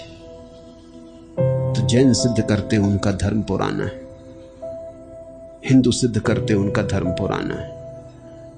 सब अपनी अपनी तरकीब खोजते हैं कि दुकान हमारी बड़ी पुरानी, इतने लंबे दिनों से चली आई। क्यों? क्योंकि पुराने के साथ प्रतिष्ठा हो जाती। जितनी लंबी परंपरा उतनी प्रतिष्ठा। तक माने कुछ तो सच होगा ही। भीड़ दो तरह से जुटाई जाती है। एक तो भीड़ राजनीतिज्ञ जुटाता है। राजनीतिज्ञ भीड़ जुटाता है समसामयिक, कंटेम्पररी। जैसे अभी कार्टर जीत गया, फोर्ड हार गए, तो कार्टर ने सिद्ध कर दिया कि भीड़ मेरे साथ है, मौजूदा भीड़ मेरे साथ है, फोर्ड के साथ नहीं। यह समसामयिक हिसाब है राजनीति का। धर्म भी भीड़ जुटाते हैं, लेकिन दूसरे ढंग से। वो जुटाते हैं पीछे की तरफ। 5000 साल से भीड़ हमारे साथ है, जोड़ो कितने लोग। 50,000 साल से हमारे साथ भीड़ है, जोड़ो कितने लोग। अरबों खरबों लोग हमारे साथ रहे, नहीं कैसे गलत हो सकते? इतने लोग धोखा खा सकते? एक आध को धोखा दे लो, 2-4 को धोखा दे लो, अरबों खरबों को धोखा दे पाओगे? बात कुछ और ही है। भीड़ के पास सत्य कभी नहीं होता। सत्य तो कभी विरलों के पास होता है। भीड़ तो सदा असत्य से जीती है। भीड़ सत्य चाहती ही नहीं। भीड़ के लिए असत्य बड़ा शुभ है, सुंदर है। असत्य भीड़ को बदलने से बचाता है, सुरक्षा करता है। तुम जैसे हो ठीक हो। सत्य तो तिल मिलाता है, सत्य तो जलाता है, तोड़। तुम ऐसे हो, इसमें क्रांति उमगेगी। तो सत्य तो भीड़ कभी मानती नहीं। सत्य तो कभी विरले लोगों के पास होता है, कभी एकाध, लेकिन तब वो नया होता है। नए होने के कारण समादृत नहीं होता। जब तक पुराना होगा तब तक असत्य हो जाएगा। समय की धार सत्य को असत्य कर जाती। तो पहले तो तुम ठीक से समझ लेना कि पुराने को तुम पकड़े क्यों। पुराने का ठीक विश्लेषण कर लेना। जैसे जैसे विश्लेषण स्पष्ट होने लगेगा, अपने आप पुराना गिरेगा। तुम तैयार हो जाओगे नए के स्वागत को, क्योंकि नया जीवन है, नया परमात्मा है। नया होना ही होते हैं, सत्य नहीं। पुराने शास्त्र हो जाते हैं, सत्य का अनुभव नहीं, समाधि नहीं। और जो सत्य के साथ होना चाहे उसे थोड़ी हिम्मत तो चाहिए, साहस तो चाहिए। उसे भीड़ से अन्यथा चलना होगा। लोग हंसेंगे, लोग आलोचना करेंगे, लोग मजाक उड़ाएंगे। लोग मजाक उड़ाते इसलिए हैं ताकि तुम्हारी हिम्मत भी ना हो नए के साथ जाने की। और लोग मजाक इसलिए भी उड़ाते हैं, आलोचना इसलिए भी करते हैं कि वे खुद भी डरे हुए हैं कि अगर इस तरह सुविधा दी लोगों को जाने की तो उनका पुराना ढांचा बिखर जाएगा। पुराने ढांचे के साथ बड़े तुम कपोगे। अब कोई व्यक्ति मेरा सन्यासी हो जाता है तो खतरा ले रहा है। सिर्फ हिम्मतवर लोग, दुस्साहसी लोग ही खतरा ले सकते, क्योंकि सब तरह की अड़चनों से आएगी। जहां जाएगा मुश्किल में पड़ेगा। एक मित्र ने सन्यास लिया, उनकी पत्नी मेरे पास आई। उसने कहा कि इनको अगर सन्यासी ही होना है तो पुराने ढपके हो जाएं, कम से कम आदर प्रतिष्ठा तो रहेगी। वो घर से छोड़ने को राजी है पति को कि, मगर कहती कम से कम पुराने ढंग के हो जाएं, चले जाएं छोड़ के, मैं बच्चों को संभाल लूंगी। मगर ये आपका सन्यास, तब बच्चों की चिंता करेगा। तो भी पत्नी कहती कि नहीं, ये नहीं चलेगा, ये पुराने ढंग के हो जाएं, जाएं हिमालय, वो हमें राजी हैं। कम से कम लोग ये तो कहेंगे कि सन्यास ले लिया, समादर तो मिलेगा। अभी तो लोग कहते हैं ये भ्रष्ट हो गए। पति को छोड़ने को राजी है, पति के बिना जीने को राजी। अहंकार का कैसा मजा है, लेकिन भ्रष्ट हो गए। इससे चोट लगती। कहने लगी कि अगर ढंग से सन्यास लेते, वो जैन है, तो शोभा यात्रा निकलती, दूर दूर से लोग रिश्तेदार इकट्ठे होते, पूजा प्रतिष्ठा होती। लेते इनको छोड़ने का, मगर प्रतिष्ठा तो बनी रहती। मगर ये तो बड़ा उपद्रव कर लिया। अब जहां जाओ वहीं मुसीबत है।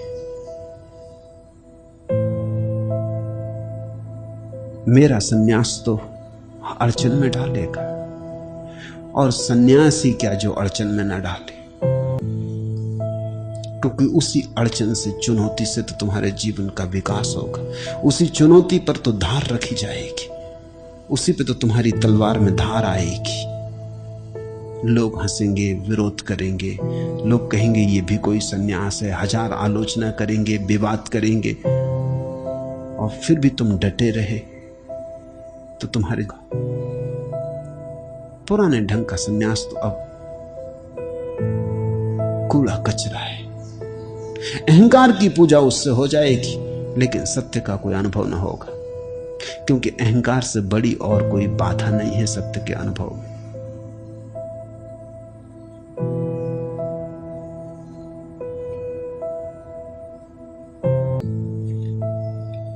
आखिरी प्रश्न, आपने कहा कि कर्म करते हुए कर्ता भाव नहीं रखना है और जो होता है उसे होने देना है। इस हालत में कृपया बताएं कि मनुष्य फिर कर्तव्य और अकर्तव्य का निर्णय कैसे करे। जो हो सहज वही कर्तव्य। उसी को कहते जो मजबूरी में करना पड़ता है। बाप बीमार है, पैर दबा रहे हैं, तुम कहते हो कर्तव्य कर रहे हैं। कर्तव्य कर रहे हैं मतलब कि मरो भी या ठीक हो जाओ, कर्तव्य तो ना करवाओ। अभी किन पापों का फल भोग रहे हैं कि अभी फिल्म देखने गए होते कि क्लब में नाच हो रहा है, कि रोटरी क्लब की बैठक हो रही है, बाप के पांव दबाने पड़ रहे हैं। किसने तुमसे कहा था कि हमको जन्म दो? ये सब विचार उठ रहे हैं।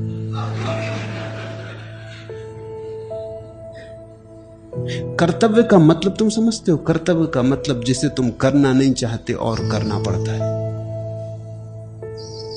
तुम किसी स्त्री के प्रेम में पड़ जाते हो तब तुम ये तो नहीं कहते ये कर्तव्य। से मिलने जाते हो तब तुम नहीं कहते कर्तव्य। यद्यपि जब तुम घर लौटते हो पत्नी से मिलने तब कहते हो कर्तव्य। जो करना पड़े। मुल्ला नसरुद्दीन एक दिन घर आया और देखा कि उसका मित्र उसकी पत्नी को चूम रहा है। वो एकदम सिर ठोंक के खड़ा हो गया। उसने कहा मुझे तो करना पड़ता, तू क्यों कर रहा है?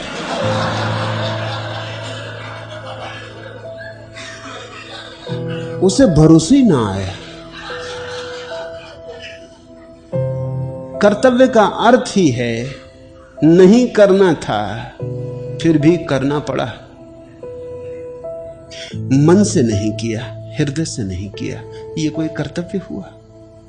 तुम्हारा कर्तव्य सब थे।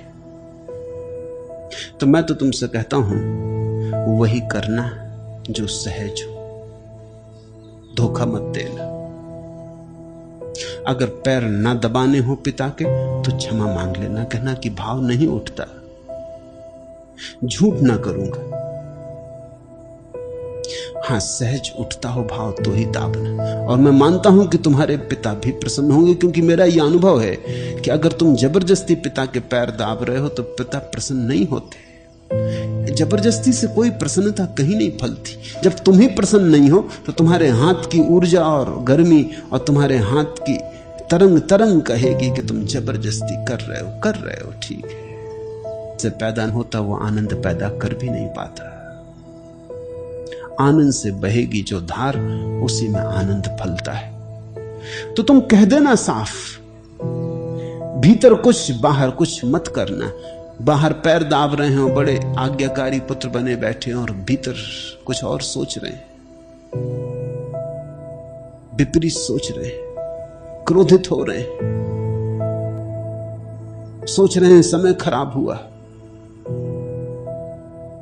विश्राम कर लेते, वो गया। लेकिन तुम अपने साथ झूठ हो रहे हो और तुम पिता के सामने भी सच नहीं हो। मैं नहीं कहता ऐसा कर्तव्य करो, मैं कहता पैर दाबो। कभी कभी मैं भी उनकी पकड़ में आ जाता।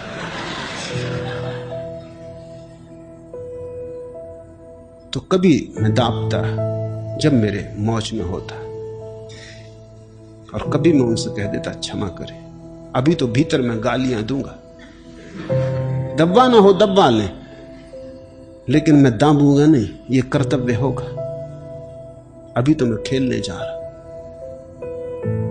धीरे धीरे वो समझी। एक दिन मैंने सुना वो मेरे पिता से कह रहे थे कि जब ये मेरे पैर दाबता है तो जैसा मुझे आनंद मिलता कभी नहीं मिलता। हालांकि ये सदा नहीं दाबता, मगर जब ये दाबता है तो इस पर भरोसा किया, तो ये दाबते दाबते रुक जाता और कहता बस क्षमा, कि भाई क्या हो गया, अभी तो तू ठीक दाब रहा था, बस अब बात खत्म हो गई, अब मेरा इससे आगे मन नहीं है। वो जितने प्रसन्न मुझसे थे कभी परिवार में किसी से भी नहीं रहे। हालांकि उनके बेटे तो उनके पैर दाबते थे, मगर वो उनसे उतने प्रसन्न नहीं थे। मैं तो छोटा था, कोई ज्यादा उनके पैर दाब भी नहीं सकता था। फिर तो धीरे धीरे वे मुझसे पूछने लगे कि आज मन है। उन्होंने ये कहना बंद कर दिया कि चलो पैर दाबो। छोटे कम से लेके सहज करना उचित है, क्योंकि सहज ही धीरे धीरे समाधि बन जाता है।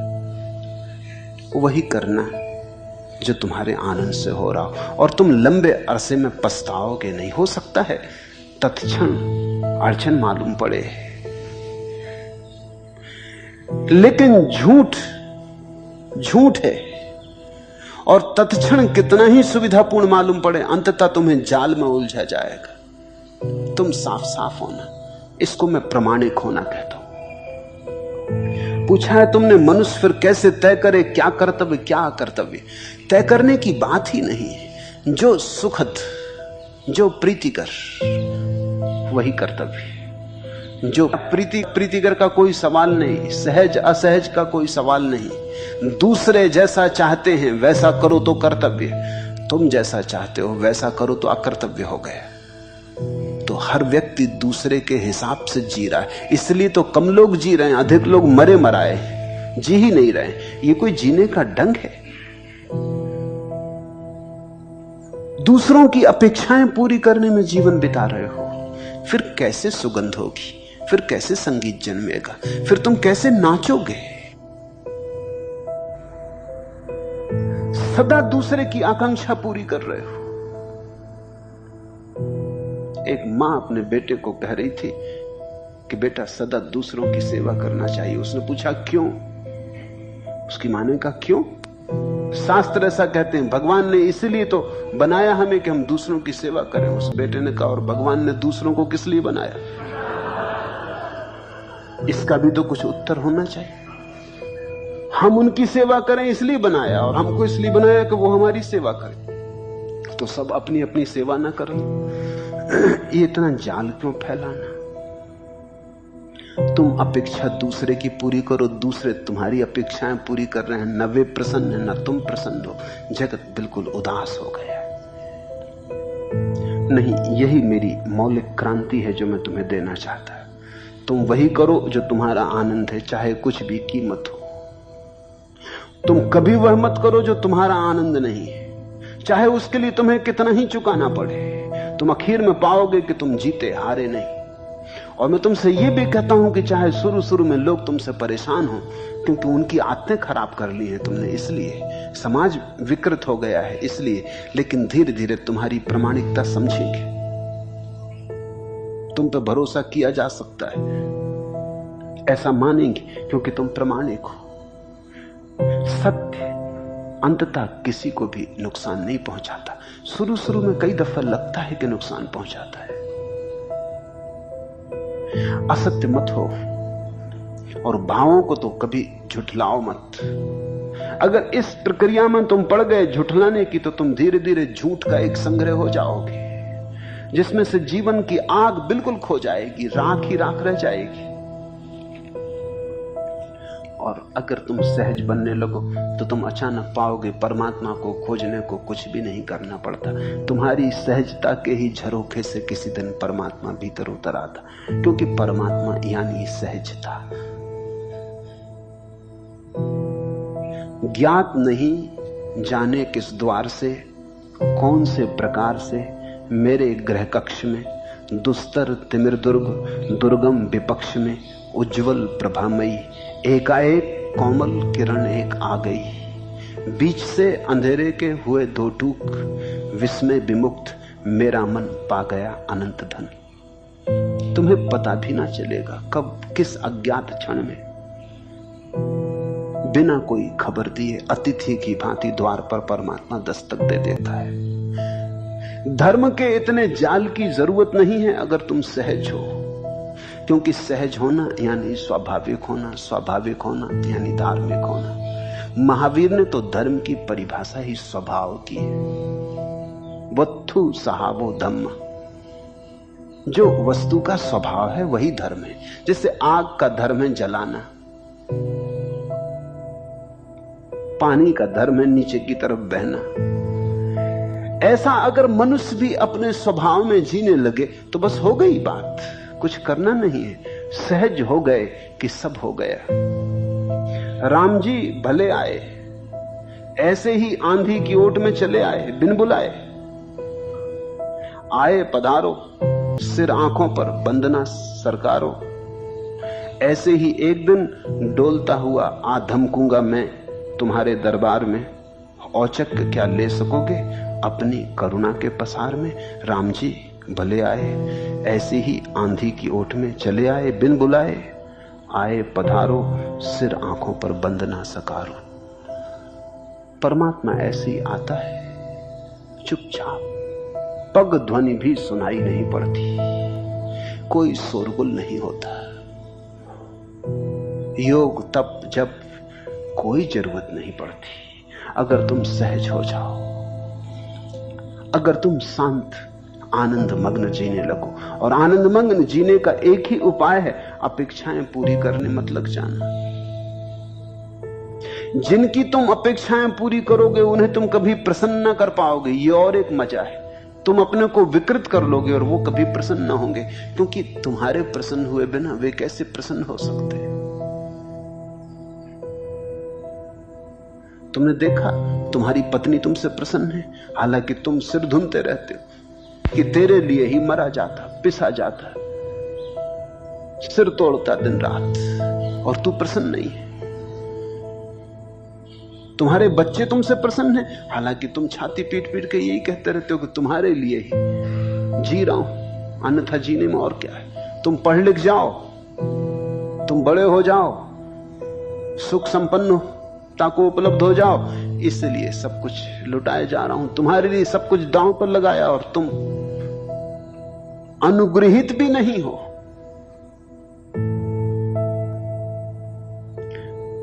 तुम अपेक्षाएं पूरी कर रहे हो तो तुम प्रसन्न तो हो ही नहीं सकते। जब तुम प्रसन्न नहीं हो तो तुम्हारे बच्चे प्रसन्न नहीं हो सकते। वो जानते हैं जबरदस्ती तुम कर रहे हो, तुम्हारे ढंग से पता चलता है। बाप कहते बच्चों के सामने कि तुम्हारे लिए घसीट रहे हैं, मर रहे हैं, खप रहे हैं। ये कोई बात हुई? ये कोई प्रेम हुआ? ये तुम्हारा आनंद हुआ? ये तो आलोचना हुई, ये तो शिकायत हुई। ये तो तुम ये कह रहे हो कि न हुए होते पैदा तो अच्छा था, तुम्हारी वजह से सब झंझट हो रही। कि अब कर ली है शादी तो अब ठीक है, लेकिन इससे तुम्हारी पत्नी प्रसन्न होगी। और ये बच्चे तुमसे ये सीख रहे हैं, ये अपने बच्चों के साथ यही करेंगे। ऐसे भूलें दोहराई जाती पीढ़ी दर पीढ़ी। तुम प्रसन्न हो जाओ। तुम अगर काम कर रहे हो तो एक बात ईमानदारी से समझ लो कि तुम अपने आनंद के लिए कर रहे हो। बच्चों का उससे हित हो जाएगा, ये गौण है, ये लक्ष्य नहीं। तुम्हारी पत्नी को वस्त्र और भोजन मिल जाएगा, ये गौण है, ये लक्ष्य नहीं है। काम तुम अपने आनंद से कर रहे हो, तुम्हारा जीवन, तुम आनंदित हो इसे करने में। और ये तुम्हारी पत्नी है, तुमने इसे चाहा है और प्रेम किया है, इसलिए तुम, ये कोई सवाल ही नहीं कहने का कि मैं खपा जा रहा हूं, मैं मरा जा रहा हूं। ये कोई भाषा है? ये तुम बच्चों से कह रहे हो, उनके मन में जहर डाल रहे हो। इन्होंने तुम्हारी कभी प्रसन्न मुद्रा नहीं देखी। मुल्ला नसरुद्दीन एक दफा फोटो निकलवाने गया तो बहुत तरह से कैमरा जमाया फोटोग्राफर ने, लेकिन उनकी शक्ल ठीक बने ही ना।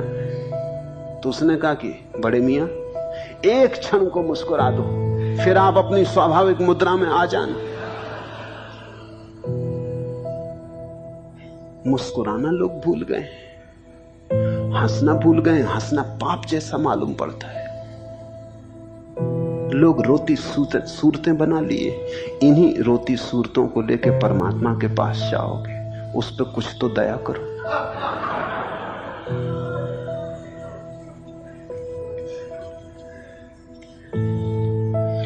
और इशारा समझ में आ जाए तो छोटा सा इशारा काफी है। राह में एक सितारा भी बहुत होता है, आंख वाले को इशारा भी बहुत होता है। बीच मझधार में जाने की जरूरत क्या है, डूबना हो तो किनारा भी बहुत होता है। सहजता सूत्र है। जागना हो तो सहजता के सूत्र को पकड़ लो, और सब खो जाए, सहजता का धागा ना खोए।